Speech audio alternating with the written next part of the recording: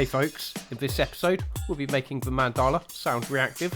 This tutorial builds directly on my Geometry Nodes shader hybrid mandala system. If you haven't built that yet, stop here and watch that tutorial first so you have the foundation ready to go. If you want to skip the build, the finished project file from part 1 is available on my Patreon for free members, along with the audio sample pack we're using today. I'll leave a link to those in the description where you can download them for free. We'll be using the Node Wrangler for this project, so if you haven't installed that yet, install it now. If you're not sure how, check out my boring setup video. I'll just give you a quick concept overview.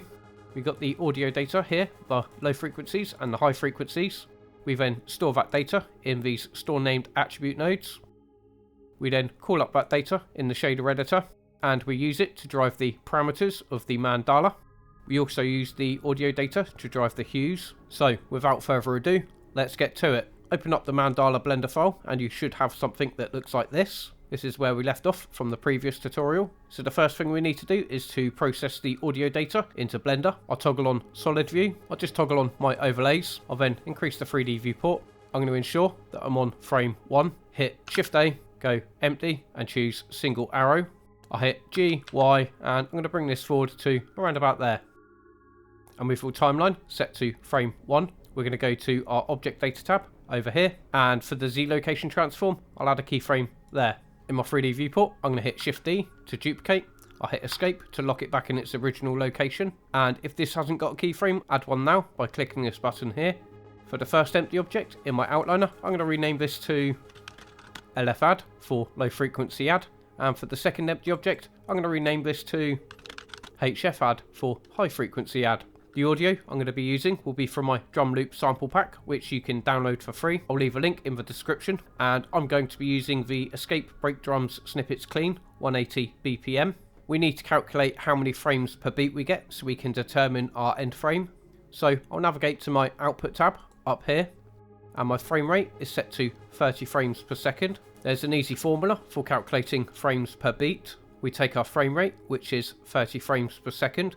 We then multiply that by 60 because there's 60 seconds in a minute. We then divide that by our BPM, which is 180 beats per minute, and that should give us 10 frames per beat. My beat is 4 beats over 4 bars, which is 16. So 10 multiplied by 16 gives us 160.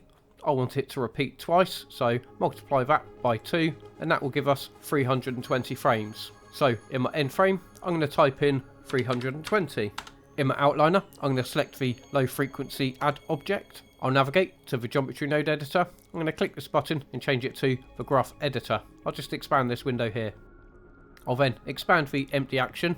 I'm going to expand the object transform and select the Z location keyframe. I'll go to channel and we'll select sound to samples. Navigate and select your audio track. Again, I'm going to be using Escape Break Drums Snippets Clean 180 BPM. We then need to isolate and filter out the frequency range we want to use. And the frequency range I want to isolate will be between 20 Hz and 80 Hz. And that will give us the bass frequencies, such as the bass kicks, for example. So for the lowest frequency range, I'm going to type in 20. And the highest frequency, I'm going to type in 80. And because this is an add function, I'm going to enable accumulate. I'll then click sound to samples. As you can see in the graph editor, every time a low frequency plays, the graph editor increases and accumulates over time. I'll then navigate to my outliner and I'll select the high frequency add empty object. I'll go back to the graph editor. I'll expand empty action. I'll expand object transform. Select the Z location keyframe. We'll go channel and choose sound to samples. Again, locate and select your audio track. And the frequency range I want to isolate will be the high end frequencies. So that's a range between 4 kHz and 20 kHz, which is the equivalent to 4000 Hz and 20,000 Hz. So for the lowest frequency, I'm going to type in 4000, and the highest frequency range, I'm going to type in 20,000.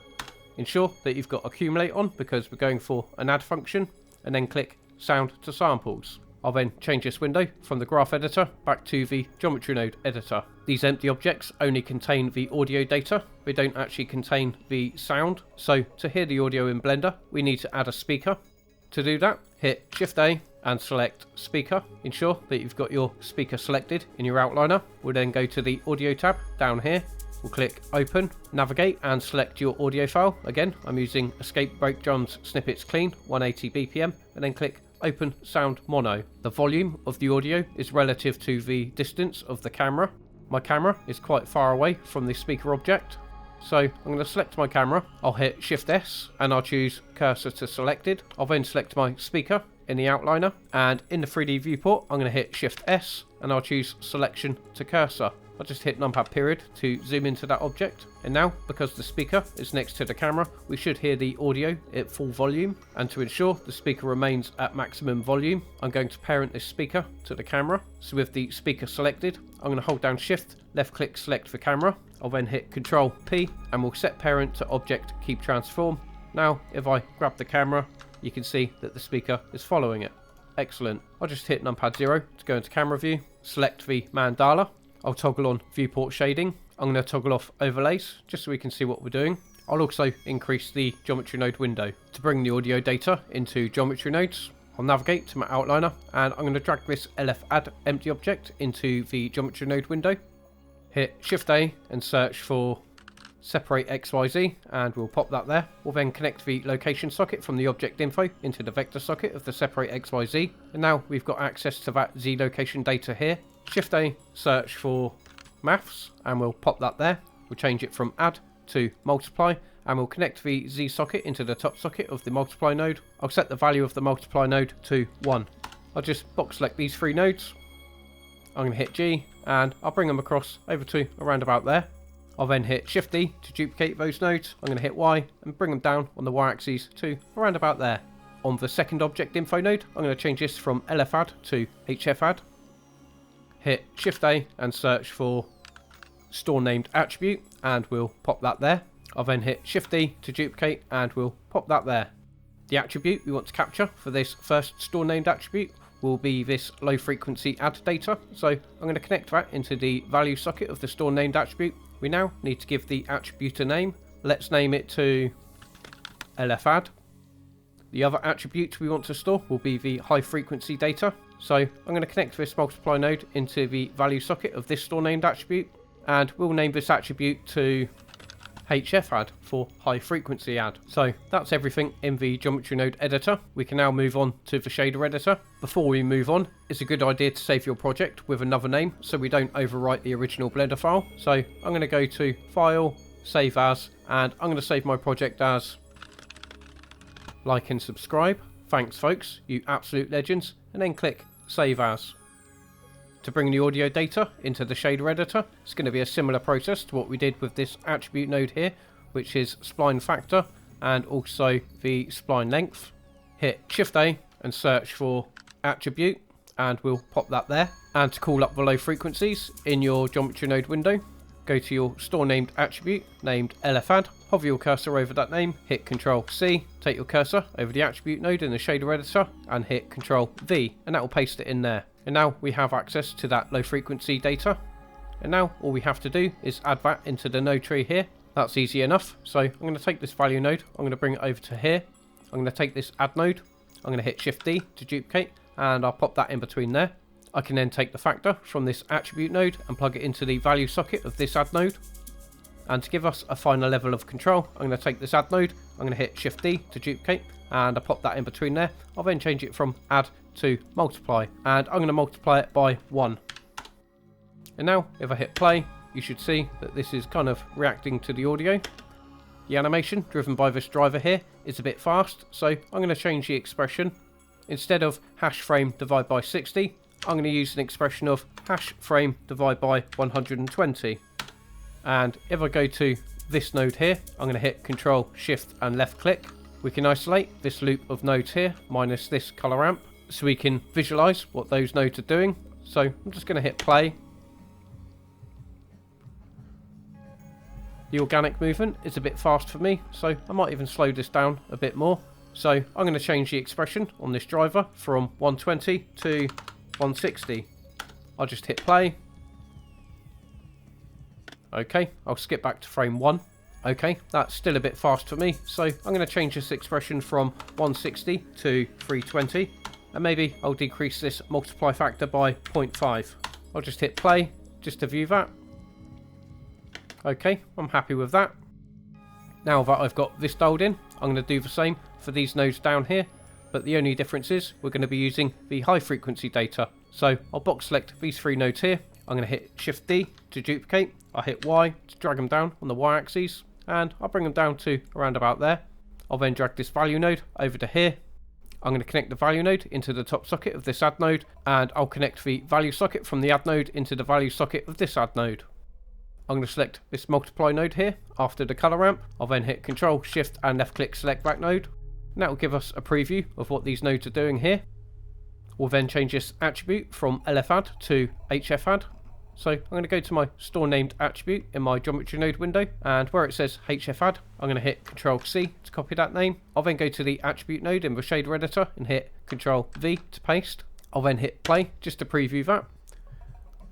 Okay, as you can see, the organic movement from this driver here is dominating the animation, so we can't really see what's happening here. So for this value node, I'm going to change the expression from hash frame divided by 15 to hash frame divided by 120. And I'll also increase the impact of this high frequency add function by changing the value on this multiply node to 1. I'll just hit play. Maybe we can increase this to 2.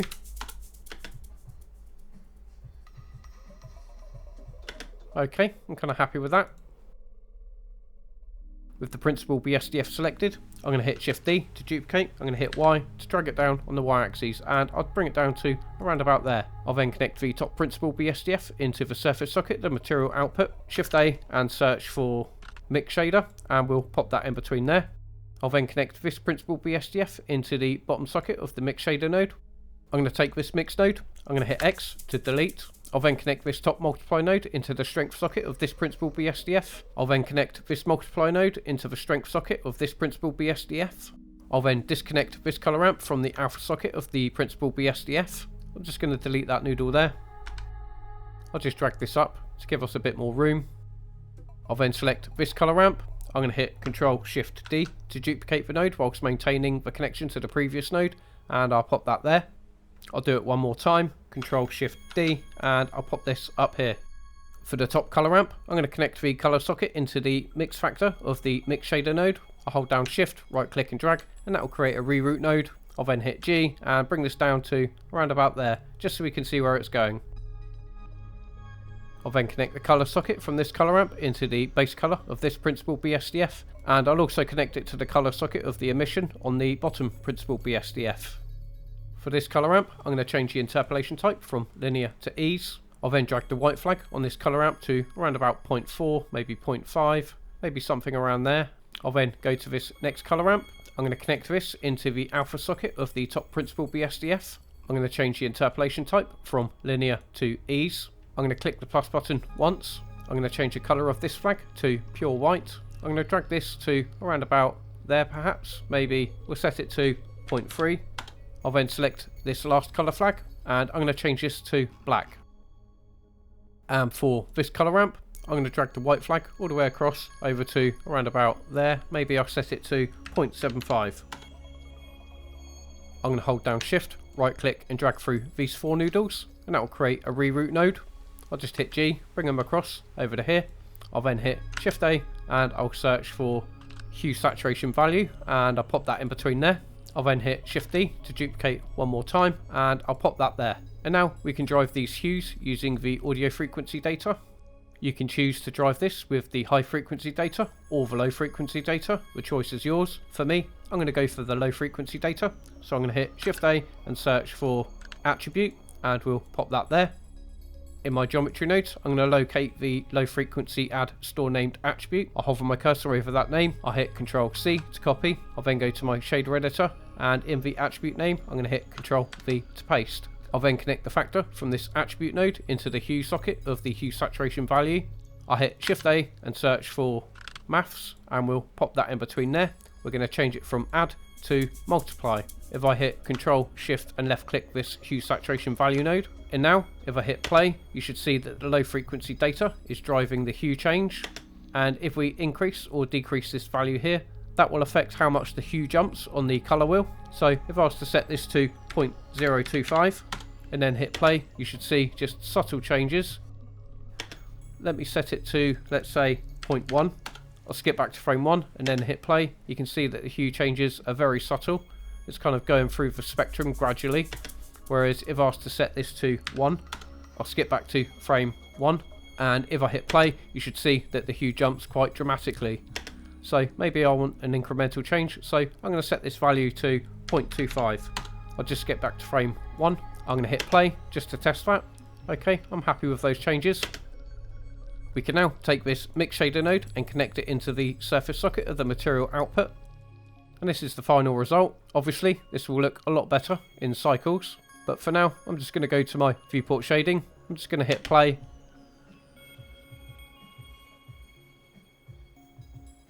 I'm just going to dial in the colours a bit more because for me, this is a bit noisy. There's too much colour going on. I'll skip back to frame 1.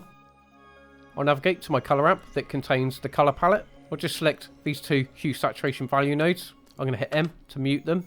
I'll select this pink flag. I'm going to click this minus button to delete the flag. I'll select this flag here. I'm going to click the minus button and delete that one. I'll then select this first flag. I'm going to change this to a cherry red, maybe something around there. I'll then select this second flag and I'm going to change this to maybe a purple colour, something around there. I'm just going to go through two colours and then this will cycle through the colour wheel. So imagine every time a low frequency hits, the hue is going to shift around the colour wheel in a clockwise direction. If I box select both of these hue saturation value nodes, I'm going to hit M to unmute them. I'll then select this last hue saturation value. I'm going to hit Control Shift left click select. I'll just hit play to view the hue change. Okay, it's not really changing fast enough for me, so I'm going to increase this value to, let's say, 1. I'll just skip back to frame 1. I'm going to hit play. Okay, that's changing too much, so maybe I'll set it to 0.5. Skip back to frame 1. I'm going to hit play just to preview that. Okay, that's a bit better. Now, I don't want to start with this colour palette here, so with this second hue saturation value node, I'm going to bring the hues back until I've got a nice colour palette that I want to start with. I think that's a good starting point. I'll then go to this mix shader. I'm going to hold down Control, Shift, left click, select the shader, and that will connect it to the surface socket of the material output. Just drag this window down. I'm going to hit play, just to preview the animation. Okay, I'm kind of happy with that. So you can tweak these settings until your heart's content. The main things to focus on will be this multiply node after the low frequency add, this multiply node after the high frequency add. If you're not comfortable with changing the expressions, you can always add a math node in between, and then you can increase or decrease this value here, and that will give you outside control without changing the expression. I'm just going to undo that. This is just one way of implementing sound reactivity to your mandalas. There are countless ways to implement sound reactivity. Of course, you can drive any of these values with audio data. The same is with your geometry nodes. If you found this episode useful, click this next tutorial where I'll show you how to make a sound reactive sea anemone. Stay sharp, have a great day, and level up.